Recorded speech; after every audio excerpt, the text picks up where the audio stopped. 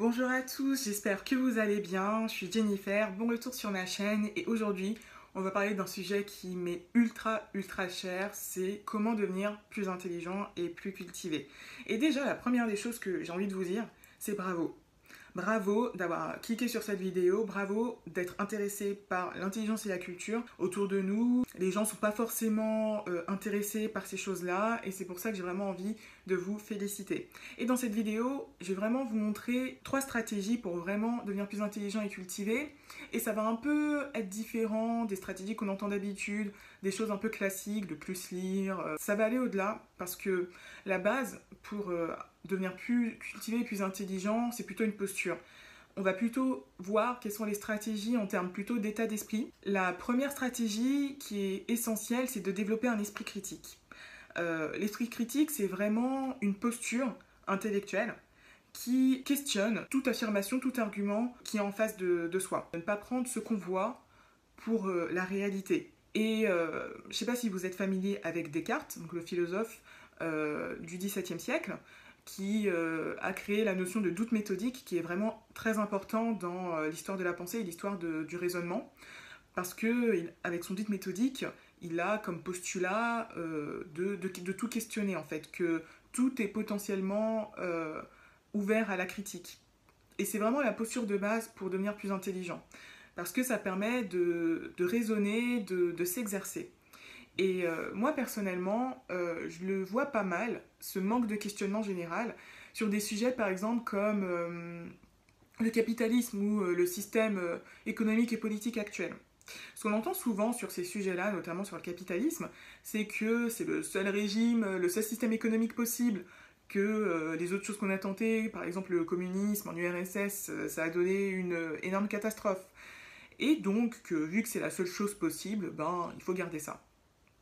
Et face à ce genre d'argument qui empêche tout esprit critique en fait, parce que tu ne peux pas penser à une autre alternative. Donc ton raisonnement est limité par la soi-disant réalité et par du pragmatisme. Donc face à ces arguments-là, moi je me dis toujours, mais en fait il faut se rappeler que les régimes politiques dans lesquels on vit aujourd'hui ont un jour été des utopies.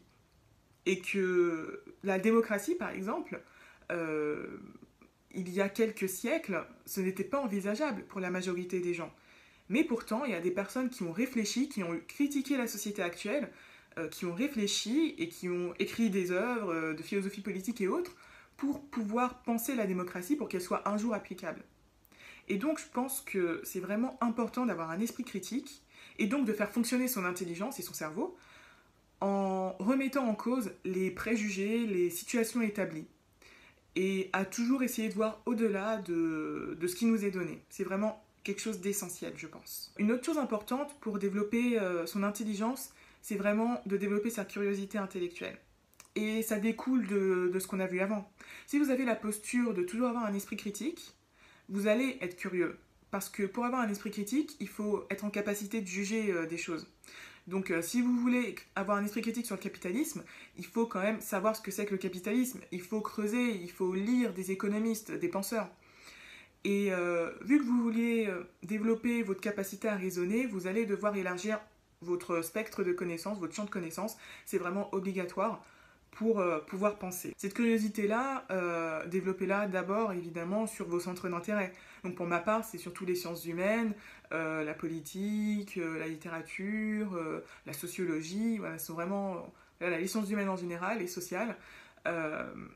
Et d'ailleurs, en lien avec ça, si dans un premier temps, la curiosité, naturellement, elle va aller vers vos centres d'intérêt préférés, je pense que c'est important aussi d'élargir ces centres d'intérêt et un peu parfois de se forcer à découvrir des nouvelles choses. Par exemple, pour ma part, j'ai fait un bac L, donc les sciences, j'ai un peu lâché au lycée, et depuis, ben voilà, je n'en fais plus trop, que ce soit les maths, que ce soit les sciences de la vie, etc., la physique, ben, j'ai une culture scientifique très faible, quoi. Et ça fait vraiment partie des prochaines choses que je veux creuser, parce qu'il y a beaucoup d'enjeux, notamment tout ce qui est intelligence artificielle, etc. Il y a beaucoup d'enjeux politiques aussi derrière les sciences aujourd'hui. Les enjeux de bioéthique par exemple, enfin voilà, il y a vraiment beaucoup de sujets que je veux creuser et pour les creuser, il faut des connaissances sur des sujets sur lesquels je n'en ai pas actuellement et donc cette posture-là d'être curieux, ça va vraiment vous amener à être beaucoup plus cultivé et à développer votre intelligence. La troisième chose qui me semble essentielle aussi, pour devenir intelligent et cultivé, c'est d'être humble. Le risque, quand on veut développer sa culture, etc., c'est d'avoir un sentiment de supériorité. Parce que c'est vrai qu'autour de nous, peu de gens lisent, peu de gens s'éduquent, peu de gens font l'effort après leurs études de continuer à s'auto-éduquer. Et donc on peut se dire, ben moi, voilà, je fais cet effort, donc je suis au-dessus de la masse. Et c'est la pire erreur. Parce que derrière, vous perdez l'autocritique de soi-même. Et c'est ça l'humilité. C'est la capacité à s'autocritiquer et à critiquer sa propre intelligence. Et à aussi reconnaître de l'intelligence chez les autres, même s'ils n'ont pas forcément votre culture ou votre connaissance profonde du sujet. Et c'est se remettre à sa place, en gros. Et pourquoi c'est ultra important? Parce que j'ai notamment fait, voilà, j'ai fait Sciences Po Paris comme étude, donc j'ai été entourée voilà, de personnes qui ont fait voilà, des études assez poussées, beaucoup de normaliens, etc. Malheureusement, il y a beaucoup de personnes qui en fait ont accumulé une culture un peu encyclopédique, mais sans vraiment penser et se remettre en question. Donc ce qui fait qu'ils répètent un peu des poncifs, ils répètent un peu des préjugés qu'on entend partout, un peu la pensée établie à coup de citations d'auteurs, euh, sans aller pousser les choses plus loin, quoi. Et voilà, le risque, quand on veut devenir cultivé et intelligent, c'est de tomber dans l'encyclopédie, de tomber dans le, le perroquet à citation d'auteur, quoi. Et d'oublier que la pensée évolue, que l'objectif, c'est pas de gagner les débats ou de briller en salon. L'objectif, c'est vraiment pour soi d'avoir un esprit critique, d'essayer de comprendre le monde, d'essayer de s'éduquer, de s'enrichir, et pourquoi pas de le partager à d'autres. Mais le but, c'est pas de briller en salon, c'est pas de se sentir supérieur aux autres. Parce que si vous voulez devenir plus intelligent et cultivé avec cet objectif-là, je suis désolée pour vous, mais vous allez devenir bête, vous allez devenir stupide. Et il n'y a rien de pire en fait que quelqu'un qui se pense intelligent mais qui en fait est stupide et rabâche les mêmes auteurs, les mêmes pensées, quoi, qui n'arrivent pas à se remettre en question. Sur ma chaîne, il y aura d'autres vidéos là-dessus, sur ces sujets-là, il y aura d'autres vidéos d'analyse de livres.